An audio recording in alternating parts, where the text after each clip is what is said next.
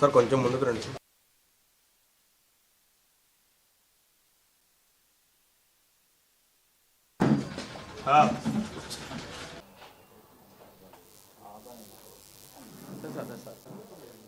తెలుసా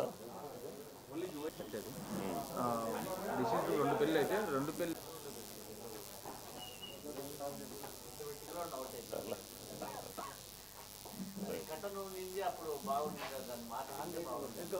రాదా?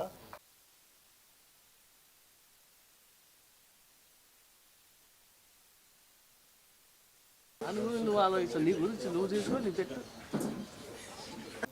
ఈ నెల 11వ తేదీ రిమ్స్ పోలీస్ స్టేషన్ పరిధిలో ఈ శ్రీరామ్ నగర్కు చెందిన వెంకటయ్య అనే అతన్ని అతి కిరాతకంగా ఈ ఎన్జిఓ ఫ్లాట్స్ ఖాళీగా ఉన్న ఎన్జిఓ ఫ్లాట్స్ దగ్గర అతి కిరాతకంగా హత్య గావించబడినాడు. అదేవిధంగా ఈ సంఘటనపై 12వ తేదీ రిమ్స్ సిఐ రామకృష్ణారెడ్డి గారు కేసు రిజిస్టర్ చేసి దర్యాప్తు ప్రారంభించినాడు. ఈ హత్య కేసులో ఎటువంటి క్లూస్ కూడా లేవు. ఎవరు చంపినారు, ఎందుకు చంపినారు, ఏ కారణం చేత ఈ సంఘటన జరిగింది అనే దాని మీద కూడా ఎటువంటి క్లూస్ కూడా లేవు, ఎటువంటి లీడ్స్ లేవు ఈ కేసులో. ఇమ్మీడియట్గా దర్యాప్తు అధికారి అయిన రిమ్స్ సిఐ గారు ఇమ్మీడియట్గా క్లూస్ టీమ్ని, అదేవిధంగా డాగ్ స్క్వాడ్ని ఇమ్మీడియట్గా కీలక ఆధారాలు సేకరించడానికి వాటి సేవల్ని వినియోగించుకున్నాడు. ఇది ఈ కేసులో ఇమ్మీడియట్గా ఆ డాగ్ అయిన సోను అదేవిధంగా డాగ్ హ్యాండిలర్ అయిన సుధీర్ గారు ఆధ్వర్యంలో డాగ్ సోను దీంట్లో ఇమ్మీడియట్గా సీన్ ఆఫ్ అఫెన్స్కు తెప్పించబడ్డారు. ఆ డాగ్ సోను ఇమ్మీడియట్గా ఈ ముద్దాయిని ట్రేస్ చేయడంలో అత్యంత చాకచక్యంగా దర్యాప్తు అధికారికి కేసు దర్యాప్తులో సహకరించింది.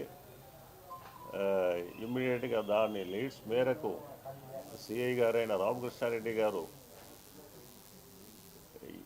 ఈ ముద్దాయి అయిన అరుణ్ని ఇమ్మీడియట్గా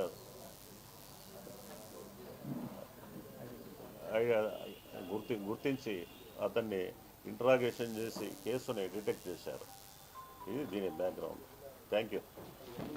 వాళ్ళిద్దరి మధ్య ఉన్న పెట్టి ఇష్యూ, అందులోనూ బాగా తాగినారు. తాగిన దాంట్లో వాళ్ళు మాట పెరిగి కొట్టేశారు. ఇతను ఇంకొకతను మందు కొట్టే టైంలో మాట పెరిగింది. సైలెంట్గా వేసేసినాడు. వేసేసి సైలెంట్గా వచ్చినాడు, ఏం తెలియదు అనుకోని. బట్ సిమెంట్ దిమ్మలు తీసుకొని కొట్టాను. ఆయన ఫోటో కూడా తీశాడు.